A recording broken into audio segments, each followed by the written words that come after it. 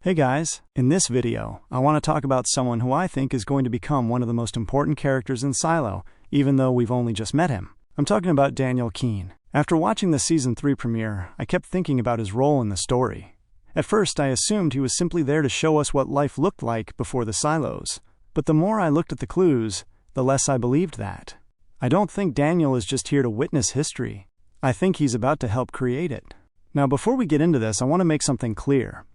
This is a theory based on what we've seen so far in Season 3, along with clues from earlier seasons and the direction the show seems to be heading. Some of these details are confirmed by the episodes. Others are my own predictions after connecting the dots. So if you see things differently, let me know in the comments because I'd genuinely like to hear your thoughts. Now let's get into it. When Daniel Keene first appeared, it would have been easy to dismiss him as just another politician. Silo has introduced plenty of important people before, so adding one more didn't seem unusual. But the Season 3 premiere immediately tells us there's more to him than that. For the first time, we're spending real time in the world before humanity moved underground. That's a huge shift for the series. Instead of following Juliet through another mystery inside the silo, we're watching the events that slowly lead toward the world we've been trying to understand since Episode 1. And Daniel is right at the center of it. I don't think that's a coincidence. Whenever a show introduces a new timeline this late into the story, the people in that timeline usually have a much bigger purpose than they first appear to. So the question isn't whether Daniel matters. The real question is why he matters. One thing that really stood out to me is his background. The show could have made him anything. A lawyer, a businessman, a lifelong politician. Instead, we're told that before entering Congress, Daniel worked with the Army Corps of Engineers. At first, that just sounds like another piece of character information, but I don't think the writers included it just to make his resume more interesting. Think about what the silos actually are. They're some of the largest engineering projects humanity has ever attempted.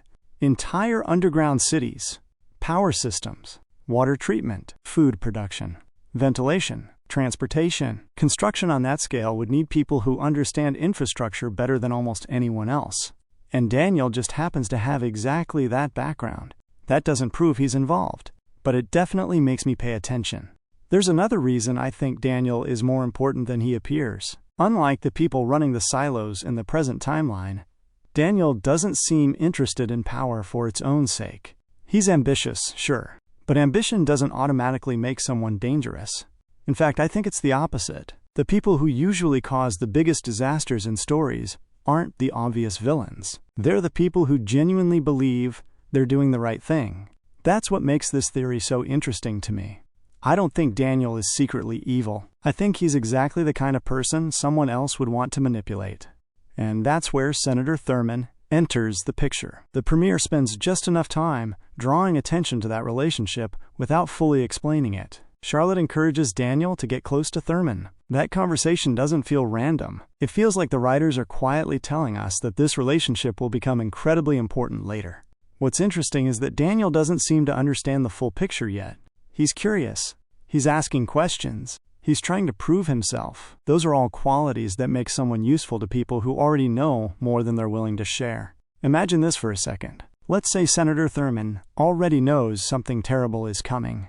Maybe not every detail, but enough to understand that the country is heading toward a crisis, unlike anything it has faced before. Now imagine Daniel being approached with a proposal. Not to build prisons, not to hide the truth, but to help create emergency infrastructure that could save millions of lives. Would he say no? Honestly, I don't think he would. Most people wouldn't. And that's exactly why I think Daniel's biggest mistake won't come from bad intentions. It'll come from believing the wrong people. The more I think about it, the more I believe the show is setting Daniel up to make a series of decisions that seem reasonable in the moment. That's usually how tragedies begin. Nobody wakes up one morning and decides to help create a world where people will spend generations trapped underground. Instead, it starts with small compromises. One signature, one vote, one classified meeting, one decision that seems necessary, then another, and another. Eventually, you look back and realize those small choices built something much bigger than anyone expected. Silo has always been interested in that kind of storytelling. It rarely gives us simple heroes and villains. It gives us people making impossible decisions. Then there's Charlotte. I honestly think she's one of the most important characters in the premiere, even though we still know very little about her. From the beginning, she acts like someone carrying a weight she can't talk about. She doesn't seem relaxed. She doesn't seem optimistic. She's constantly looking over her shoulder. Even the way she speaks to Daniel feels careful, almost like she's choosing every word for a reason. At first, I thought she was simply worried about her military assignment. But after watching the episode again, I'm not convinced that's all it is. It feels like she already knows she's getting closer to something much bigger, something she's not supposed to uncover. Then comes the mission over Iran. And honestly, this might be one of the most important scenes in the entire premiere. The pilots encounter a strange substance high in the atmosphere. Almost immediately, everything starts going wrong. Their aircraft begin failing. Communication breaks down. The situation becomes impossible to control. Now, the show still hasn't explained exactly what that mysterious cloud is. Some viewers have connected it to the self-replicating nanotechnology described in Hugh Howey's novels. Others think the series may be taking a completely different direction. Right now, we simply don't know. But regardless of what the cloud actually is, Charlotte's survival changes everything. When Daniel finally sees his sister again, she's physically alive. But something is clearly wrong. She doesn't remember him. Think about that for a second. Your own sister looks at you and has no idea who you are. That's devastating on a personal level. But it's also fascinating from a storytelling perspective, because this isn't the only time Season 3 asks us to question memory. Juliet is dealing with memory problems in the present timeline. Charlotte experiences memory loss in the past. The writers are putting these two stories side by side. I don't think that's accidental. I think they're trying to tell us that memory itself is becoming one of the central mysteries of the season. And if that's true, then Charlotte may have remembered something she was never supposed to see. Or maybe she learned something during that mission that someone couldn't afford to let her reveal. We don't have proof of that yet, but it's a possibility that's becoming harder to ignore. And if Daniel believes his sister's condition is nothing more than an unfortunate accident, that assumption could become the biggest mistake of his entire life. Because from that point on, every decision he makes may be based on a lie. And if that happens, Daniel won't just change his own future. He could unknowingly help create the very world that Juliet is fighting to tear down generations later. If that really is where the story is heading, then Daniel's role becomes a lot more tragic than it first appears. The easiest thing for the writers to do would be to make him another obvious villain. Someone who knows exactly what's happening and chooses power over everyone else. But Silo has never been that kind of show.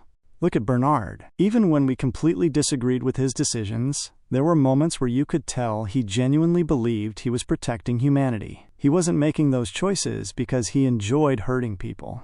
He convinced himself that sacrificing a few was the only way to save the many. That's what makes him such an interesting character. Now imagine Daniel becoming the first person in that long chain of thinking. Not because he wants control, because he slowly starts believing that extreme measures are justified when the alternative is extinction. That's a much more believable path. One detail I keep coming back to is how enormous the silo project actually is. Think about everything it would take to build even one silo. You'd need engineers, architects, construction companies, military protection, government approval, billions, maybe even trillions of dollars.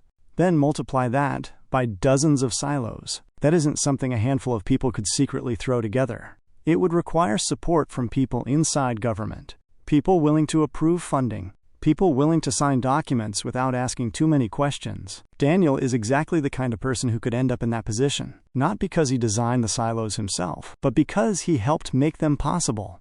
And here's where I think his engineering background becomes even more important. Politicians usually argue over budgets. Engineers understand what those budgets are actually building. If someone needed Congress to support a massive underground infrastructure project, Daniel would be one of the few politicians capable of understanding both the technical side and the political side. That makes him incredibly valuable. It also makes him incredibly vulnerable, because once you're involved in a project that large, walking away becomes much harder.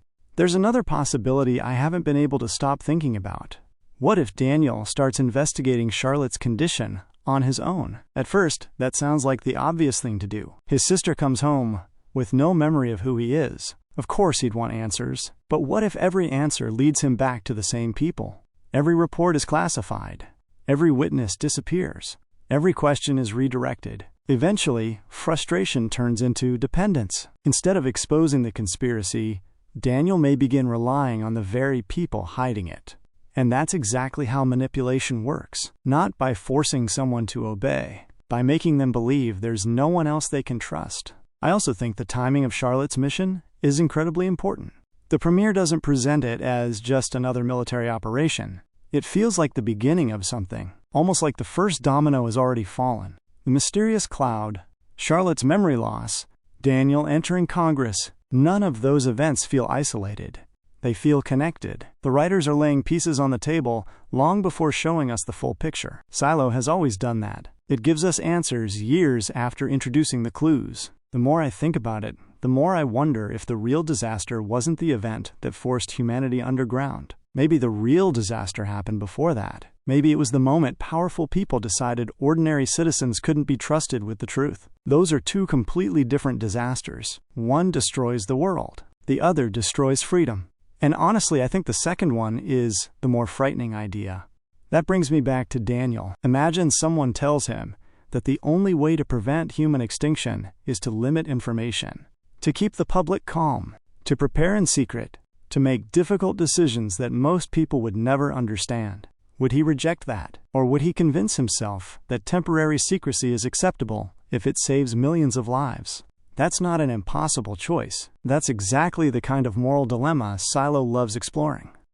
Something else that stood out to me is how often this show focuses on intention. Very few characters believe they're doing evil things. They believe they're making necessary sacrifices. That's a huge difference. If Daniel approves one project because he thinks it'll protect future generations, history won't remember why he signed the papers. History will only remember what those papers eventually became. And that's why I think the title of this theory matters. Daniel's biggest mistake isn't going to be one dramatic moment. It's going to be a series of choices that seem reasonable until it's too late to undo them. There's also an interesting parallel between Daniel and Juliet. Juliet spends almost every episode questioning what she's told. Daniel, at least for now, seems more willing to trust the institutions around him. Neither approach is completely unreasonable. Juliet grew up inside a system built on lies. Daniel is living before those lies fully exist. He still believes the people around him deserve his trust. That's what makes their stories mirror each other so well. One is trying to uncover the truth. The other may unknowingly help bury it. And I don't think that's accidental. The writers could have told the story of the founders from the perspective of a scientist, or a general, or even Senator Thurman. Instead, they chose someone who feels surprisingly ordinary, someone intelligent, someone ambitious, someone who genuinely wants to make a difference. That's exactly the kind of character whose downfall hurts the most, because you understand how they got there. Now, I do want to point out something important. The show has not confirmed that Daniel helps build the silos. It hasn't confirmed that he knowingly joins a conspiracy. It also hasn't confirmed that Senator Thurman is manipulating him. Those are all predictions based on the clues we've seen so far. But I don't think they're random predictions. They're built around the direction the story seems to be taking. Daniel has the background. He has access to powerful people. He has a deeply personal reason to search for answers after what happens to Charlotte. And he enters the story at exactly the point where history begins changing forever. That's a lot of pieces lining up around one character. If this theory turns out to be right, I don't think Daniel will become remembered as history's greatest villain. I think he'll become one of its greatest tragedies. The man who believed he was helping save civilization, only to realize far too late that he helped create a system where generation after generation would grow up inside concrete walls, never knowing the truth about the world above them. That's a heartbreaking idea, because once construction begins, once the silos are built, once history starts being erased, there's no easy way back. I also think that's why the Season 3 premiere spends so much time making Daniel feel human. He's not introduced as someone hungry for power. He's introduced as a brother, someone worried about his family. Someone trying to build a career, someone who still believes problems can be solved through hard work and good decisions. The audience is supposed to like him, because if we like him now, his eventual choices will hurt even more. So here's my prediction. I don't think Daniel Keene's biggest mistake will be trusting the wrong policy, or voting for the wrong bill. I think his biggest mistake will be trusting the wrong people. Everything else will grow from that. One conversation leads to another. One compromise becomes two. 2 become 10. Before he realizes what's happening, he's become part of something much bigger than himself. By then, the future of humanity may already be sealed.